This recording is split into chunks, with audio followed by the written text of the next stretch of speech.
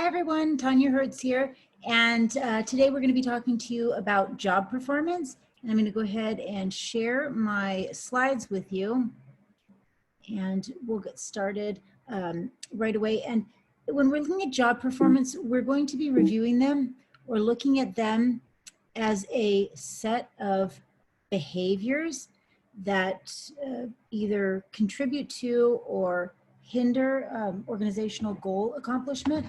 And the reason why that distinction is important, the distinction of being organizational behaviors and rather than the end result or consequences of those behaviors, is that we want to make sure that we're not looking at just the performance in the end, right? The performance as consequences, but we're looking at the performance separated out as all of the things that go in to the performance, such as all of the tasks and individual behaviors on a day-to-day basis that go into those end results. So we don't look at, for example, job performance such as how many sales did an employee make in a given day. And not to say that that's not important. There are good things about looking at those end results. We want to know how many sales employees make. But if you just look at job performance as a consequence and not as the behavior itself, what can end up happening is you have no clear way of affecting behavior, of helping employees to improve behavior, to change behavior. And so it's a good thing to really to separate that out. Yes, it's important to say how many sales did an employee make, but it's perhaps more important to say what went into those sales, what was behind the scenes in those sales, what kind of behaviors did an employee do that either positively or negatively had an impact on those sales. So there are three separate components of job performance that we look at, and we break it down into task performance, citizenship behaviors, and counterproductive behaviors. And all three go into overall job performance. Typically, we think of job performance as the first only, and those are the tasks that go into producing a good or a service. But it also is it's also how the employee behaves in terms of how they behave with one another, right? What are the citizenship behaviors or voluntary employee contributions to the organizations, positive things that employees do to help the organizations, and then the organization rather. And then we also look at counterproductive behaviors, and these are withdrawal behaviors. These are negative behaviors. These are things that hinder rather than help an organization achieve its goals. So we're going to start with the one that we typically think of, which is task performance. And task performance are all of the behaviors that help transform resources into goods or services. So these are all of the the things you think of with job performance, the tasks, the routine, adaptive, and creative tasks that go into producing something or creating something. So routine task performance, these are the things we do on a day-to-day basis. These are responses to predictable demands. These are, I think it'd make more sense if I gave an example. So imagine that the job that we're looking at is a flight attendant, right? And so we are looking at what does a flight attendant do on a day-to-day basis. Well, the routine tasks that a flight attendant might do on a day-to-day basis is perhaps he or she makes the announcements. They help people find their seats. They show you how to buckle your seatbelt. They serve food. They help you. Nowadays, they help make sure that everybody's wearing their masks, and that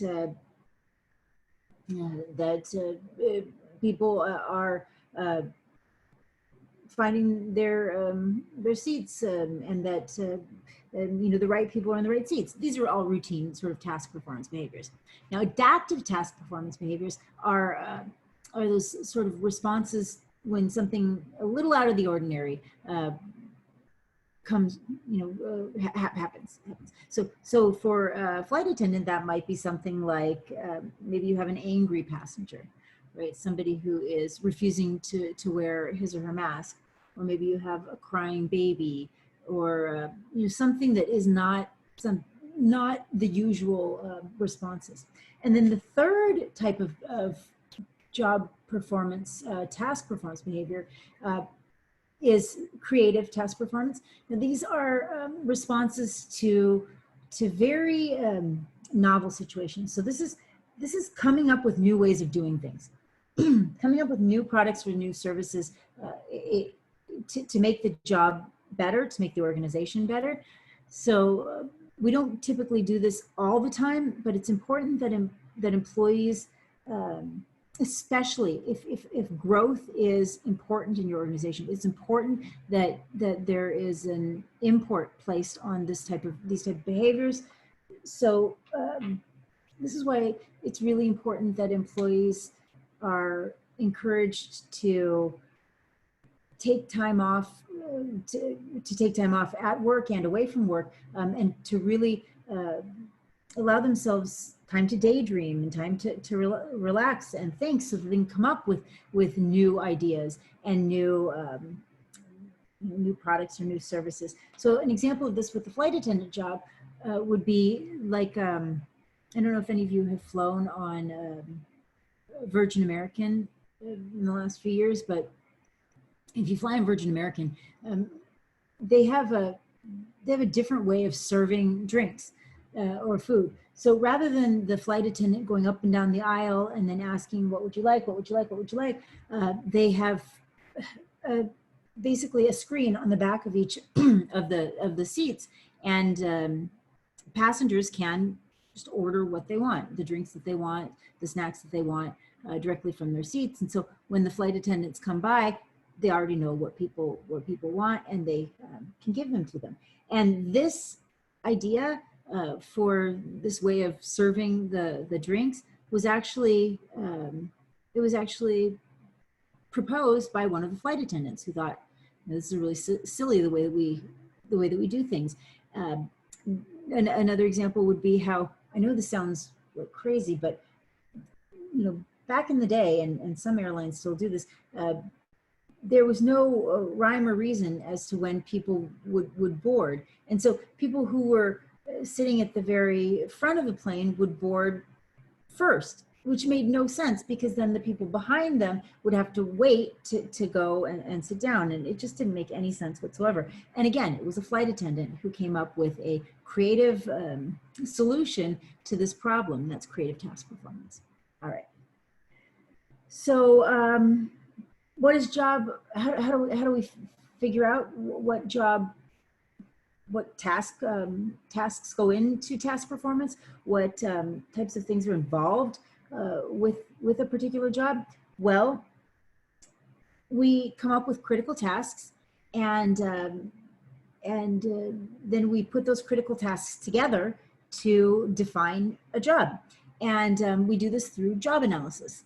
And job analysis is typically done by the human resource department, or not just by but in conjunction with the human resource department. And job analysis is such a critical, important thing that the human resource department does, and that managers do in general, right?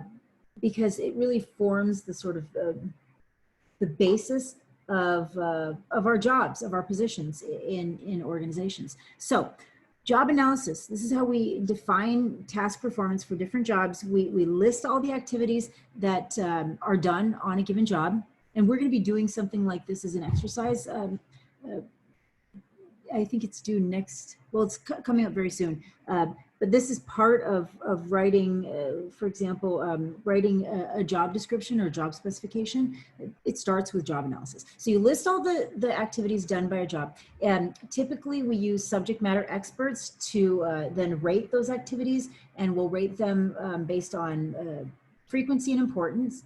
So how often do you do this? And then how important is it, the job?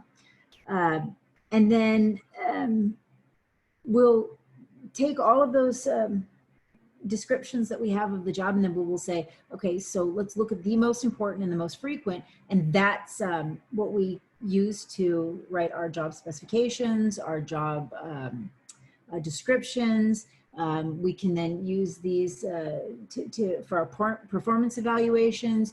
We can use these for hiring, for letting employees go, for deciding whether or not we want to pay employees more, or if we should pay them more or move them on to new jobs. We can use them for training to look and see if we're missing any skills that are related to these tasks. And we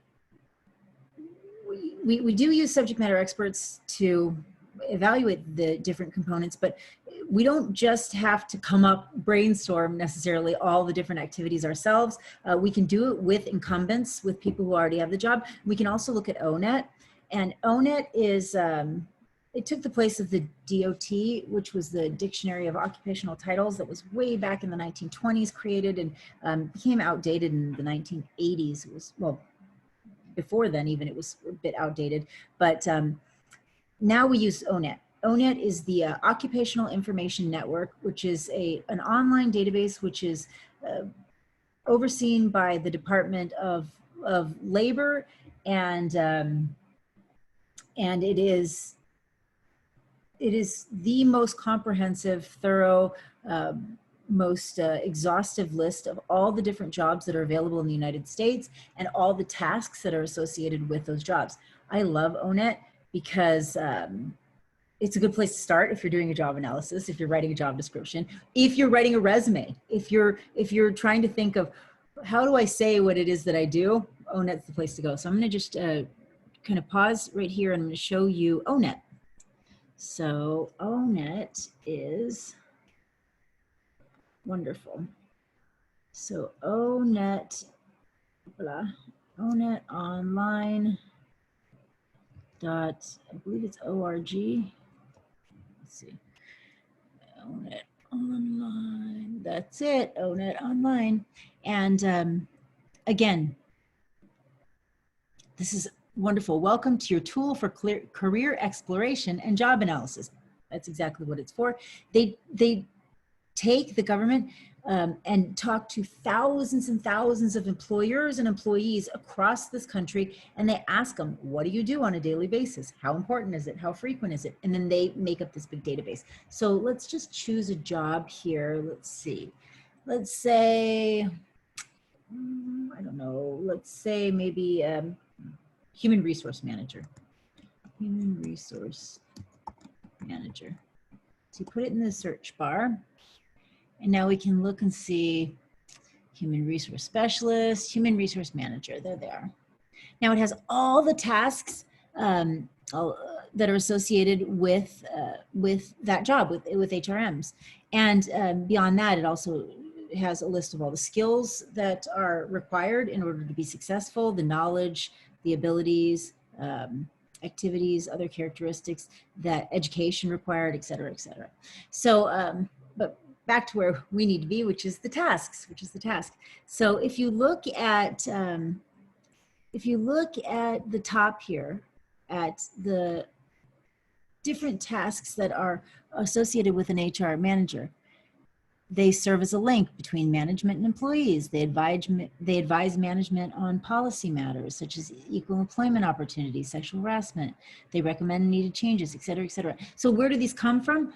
Like I said, the government, the Department of Labor actually goes out and talks to employers and employees and finds the most commonly described tasks for any given job. So this is an excellent resource for anyone who is writing a job description or conducting a job analysis. So let's go back to the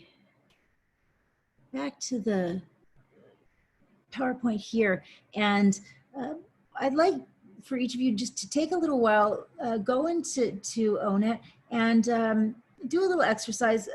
You can do this individually. Typically in the classroom, I will do it in groups, but take a look and see if you can break down the job of a food server. So a waiter or waitress, look and see what it is that that person does on a daily basis, right?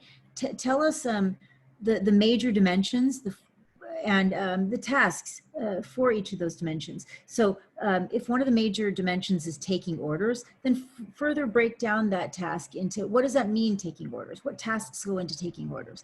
And at the end, have write down a list of 8 behaviors that go into being a restaurant server, a waiter or waitress, and then we'll come back from here.